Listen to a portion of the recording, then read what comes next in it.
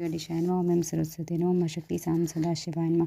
अथाश्च अध्यायः 38वां अध्याय दधीचि मुनि और राजा शुभ के विवाद का इतिहास। शुक्राचार्य द्वारा दधीचि को महामृत्युंजय मंत्र का उपदेश। महामृत्युंजय मंत्र के अनुष्ठान से दधीचि को अवध्यता की प्राप्ति।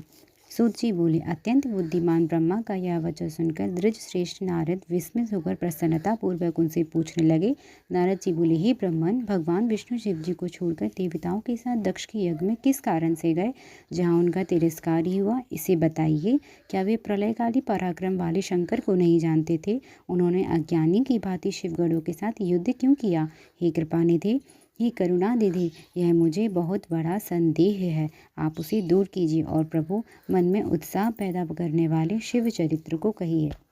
ब्रह्मा जी बोले, हे द्विजवर्य, आप प्रेम पूर्वक शिव चरित्र का श्रवण कीजिए, जो पूछने वालों तथा कहने वालों के लिए भी सब संदेह को दूर करता है। पूर्व काल में दधीचि मुनि ने राजा शुभ सहायता करने वाले श्रीहरि को शाप दे दिया था। इसीलिए भ्रष्ट ज्ञान वाले वे विष्णु देवताओं के साथ दक्ष के यज्ञ में चले गए। नारद जी बोले, हे ब्रह्मन, मुनियों में श्रेष्ठ दधीचि ने भगवान विष्णु को शाप क्यों दिया? शुभ की सहायता करने वाले विष्णु ने उनका कौन सा अपकार किया था? ब्रह्मा जी बोले, शुभ नाम से प्रसिद्ध एक महा तेजस्वी राजा उत्पन्न हुए थे। वे महाप्रभावशाली मुनीश्वर दधीचि के मित्र थे।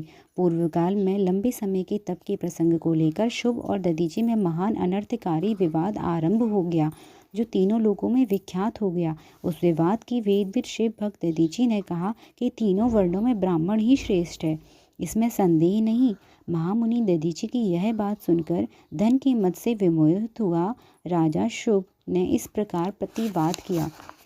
शुभ बोले, राजा इंद्र आदि 8 लोकपालों के स्वरूप को धारण करता है तथा समस्त वर्णों और आश्रमों का स्वामी एवं प्रभु है, इसीलिए राजा ही सर्वश्रेष्ठ है। राजा की श्रेष्ठता प्रतिपादन करने वाली श्रुति भी कहती है कि राजा सर्वदेवमय है।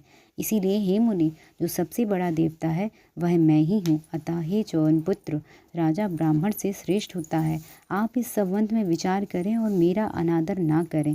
मैं आपके लिए सर्वथा पूजनीय हूँ। ब्रह्मा जी बोले, उन शुभ का श्रुतियों और स्मृतियों के विरुद्ध यह मत सुनकर मुनि श्रेष्ठ दधीचि अत्यंत कुपित हो उठे। तब वे मुनि आत्मगौरव के कारण कुपित हुए। महातेजस्वी दधीचि ने शुभ का मस्तक पर अपनी बाईं मुट्ठी से प्रहार किया। तत्पश्चात दधीचि के द्वारा ताड़ित किए गए ब्रह्मांडाधिपति दुष्ट शुभ अत्यंत कुपित हो गरज उठे और उन्होंने वज्र से दधीचि का सिर काट डाला। उस वज्र से आहत हो दधीचि पृथ्वी पर गिर पड़े। शुभ के द्वारा काटे गए भार्गव वंशधर दधीचि ने गिरते समय शुक्राचार्य का स्मरण किया।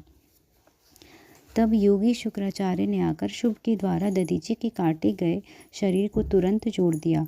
दधीचि की देह को पूर्व की भांति ठीक करके शिव भक्त शिरोमणि तथा मृत्युंजय विद्या प्रवर्तक शुक्राचार्य उनसे कहने लगे। शुक्र बोले, हे तात, दधीचि में सर्वेश्वर प्रभु शंकर का पूजन करके श्रेष्ठ वैदिक महामृत्युंजय मंत्र का आपको उपदेश देता हूँ। त्रयंबकम यजामहे, त्रिलोकी के पिता तीन नेत्र वाले तीन मंडलों सौर सोम और अग्नि के पिता तीनों गुरु सत्व रजतम के स्वामी महेश्वर का पूजन करते हैं, जो त्रितत्व आत्म तत्व विद्या तत्व शिव तत्व तिव्रही आहवनीय गार्हपत्य दक्षिणाग्नि तथा पृथ्वी जल तेज इन तीनों भूतों के एवं जो त्रिविध स्वर्ग त्रिबाहु ब्रह्म विष्णु शिव इन तीनों देवताओं के महान ईश्वर महादेव जी हैं।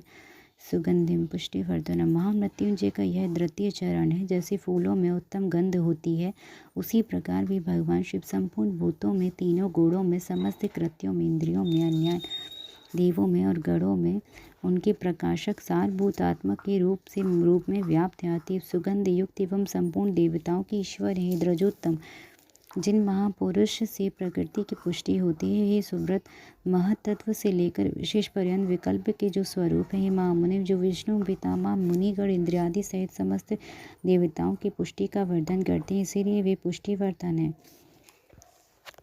की पुष्टि होते हैं सुब्रत तत्व से।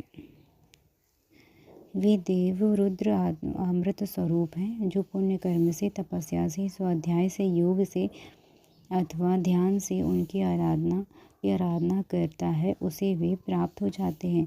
जिस प्रकार ककड़ी का पौधा जिस प्रकार ककड़ी का पौधा अपने फल से स्वयं ही लता को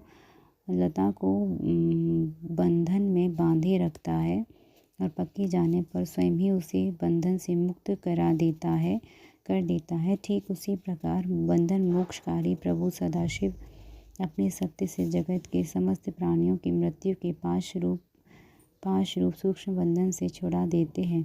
वह अमृत संजीवनी मंत्र है जो मेरे मत से सर्वोत्तम है। दधीची, आप मेरे द्वारा दिए गए इस मंत्र का शिव ध्यान परायण होकर नियम से जप कीजिए। जप हवन भी इसी मंत्र से करें। इसी मंत्र से अभिमंत्रित कर दिन और रात में जल भी पीजिए और शिव विग्रह के पास स्थित हो उन्हीं का ध्यान करते रहिए। इससे कभी भी मृत्यु का भय नहीं रहता। सब न्यास आदि करके विधिवत शिव की पूजा करके व्याग्रता रहे तो भक्त वत्सल सदाशिव का ध्यान करें। अब मैं सदाशिव का ध्यान बता रहा हूँ जिसके अनुसार उनका ध्यान करके मंत्र जप करना चाहिए। इस प्रकार जप करने से बुद्धिमान पुरुष भगवान शिव के प्रभाव से उस मंत्र का सिद्ध कर लेता है। ध्यान मंत्र का अर्थात ध्यान को बता रहा हूँ जिसके अनुसार उनका ध्यान करने से मंत्र जप करना चाहिए। इस प्रकार जप करने से बुद्धिमान पुरुष भगवान शिव के प्रभाव से उस मंत्र को सिद्ध कर लेता है। ध्यान मंत्र का अर्थ इस प्रकार है। अपनी 2 कर कमलों में स्थित 2 कुंभों में जल निकालकर ऊपर वाले दोनों हाथों से सिर पर अभिषेक करते हुए कुंभ सहित अपने अन्य दोनों हाथों को अपनी गोद में धारण करते हुए शेष 2 हाथों से अक्षमाला मृगमाला धारण करने वाले कमल के आसन पर विराजमान सिर पर स्थित चंद्रमा में टपकते हुए अमृत कर्ण से भीगे हुए शरीर वाले तथा 3 नेत्र वाले पार्वती सहित महामृत्युंजय भगवान का मैं ध्यान करता हूँ। ब्रह्मा जी बोले, हे तात मुनि, श्री दधीची को इस प्रकार उपदेश देकर शुक्राचार्य भगवान शंकर का स्मरण करते हुए अपने स्थान को चले गए। उनकी बात सुनकर महामुनि दधीची बड़े प्रेम से शिव जी का स्मरण करते हुए तपस्या के लिए वन में गए। वहां जाकर वे विधि पूर्वक महामृत्युंजय नामक उस मंत्र का जप करते हुए प्रेम पूर्वक शिव का चिंतन करते हुए तपस्या करने लगे।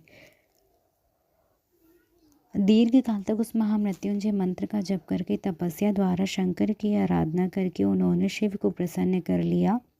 हे महामुनि, तब उस जप से प्रसन्नचित हुए भक्त वत्सल शिव उनके सामने प्रेम पूर्वक प्रकट हो गए। अपने प्रभु शंभु का साक्षात दर्शन करके वे मुनीश्वर आनंदित हो गए और उन्हें विधि पूर्वक प्रणाम करके दोनों हाथ जोड़कर भक्ति भाव से स्तवन करने लगे। हे तात, हे मुनि। उसके बाद मुनि के प्रेम से आनंदित हो शिव ने अत्यंत प्रसन्नचित हो दधीची से कहा, वर मांगो। शिव का यह वचन सुनकर भक्त श्रेष्ठ दधीची दोनों हाथ जोड़कर नतमस्तक हो भक्त वत्सल शंकर से कहने लगे। दधीची बोले, हे देव हे महादेव, मुझे 3 वर दीजिए। मेरी हड्डी वज्र हो जाए, कोई भी मेरा वध न कर सके, मैं सर्वथा अधीन रहूं।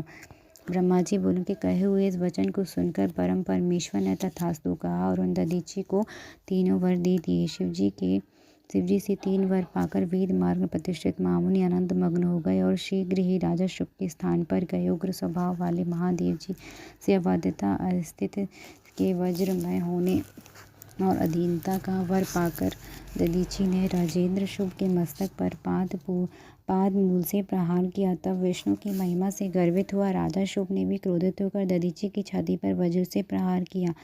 वह वज्र परमेश्वर शिव के प्रभाव से महात्मा दधीची का कुछ भी अनिष्ट न कर सका। इससे ब्रह्मपुत्र शुभ को आश्चर्य हुआ। मुनीश्वर दधीची की अवध्यता, अधीनता और वज्र से बढ़कर प्रभाव देखकर ब्रह्म कुमार शुभ के मन में बड़ा विस्मय हुआ। वे शरणागत पालक नरेश मृत्युंजय के सेवक दधीची से पराजित होकर शीघ्र ही वन में जाकर इंद्र के छोटे भाई मुकुंद हरि की आराधना करने लगे। उनकी पूजा से संतुष्ट होकर गरुड़ध्वज भगवान मधुसूदन ने उन्हें दिव्य दृष्टि प्रदान की। उस दिव्य दृष्टि से गरुड़ध्वज जनार्दन देव का दर्शन करके उन्हें प्रणाम करके शुभ ने प्रिय वचनों के द्वारा उनकी स्तुति की। इस प्रकार इंद्र आदि से स्तुत उन अजय ईश्वर देव का पूजन स्तवन करके वे राजा शुभ भक्ति भाव से उनकी ओर मस्तक झुकाकर प्रणाम करके उन जनार्दन से कहने लगे, राजा शुभ बोले, हे भगवान, दधीची नाम से प्रसिद्ध एक ब्राह्मण है जो धर्म के ज्ञाता और विनम्र स्वभाव वाले हैं। वे पहले मेरे प्रिय मित्र थे। वे निर्विकार मृत्युंजय महादेव जी की आराधना करके उन्हीं शिव जी के प्रभाव से सबके द्वारा सदा के लिए अवध्य हो गए हैं। एक दिन उन महातपस्वी दधीची ने भरी हुई सभा में अपने बाएं पैर से मेरे मस्तक पर बड़े वेग से अवहेलना पूर्वक प्रहार किया और बड़े गर्व से मुझसे कहा कि मैं किसी से नहीं डरता। हे हरे, वे मृत्युंजय उत्तम वर पाकर अनुपम गर्व से भर गए। ब्रह्मा जी बोले, हे नारद महात्मा, दधीची की अवधता को जानकर श्री हरि ने महेश्वर के अतुलित प्रभाव का स्मरण किया। इस प्रकार स्मरण करके विष्णु ब्रह्मपुत्र शुभ से शीघ्र बोले, राजेंद्र, ब्राह्मणों को कहीं भी थोड़ा सा भी भय नहीं है। हे भूपति, विशेष रूप से रुद्र भक्तों के लिए तो भय है ही नहीं। यदि मैं आपकी ओर से कुछ करूं तो ब्राह्मण दधीची को दुख होगा और वह मुझे जैसे देवता के लिए भी शाप का कारण बन जाएगा। ही राजेंद्र, दधीची के शाप से दक्ष के यज्ञ में सुरेश्वर शिव के द्वारा मेरा विनाश होगा और फिर उत्थान भी होगा। ही राजेंद्र, दधीची के शाप के कारण भी ये सभी देवताओं मेरे और ब्रह्मा के उपस्थित रहने पर भी दक्ष का यज्ञ सफल नहीं होगा। हे महाराज, मैं आपके लिए दक्ष को जीतने का प्रयास करूंगा। विष्णु का यह वचन सुनकर राजा शुभ ने कहा, ऐसा ही हो। इस प्रकार कहकर वे उस कार्य के लिए मन ही मन उत्सुक को प्रसन्नता पूर्वक वहीं ठहर गए। जय जय श्री शिव महापुराण 38वें अध्याय की जय हो। 38वें अध्याय की जय हो। हर हर महादेव, हर हर महादेव, हर हर महादेव।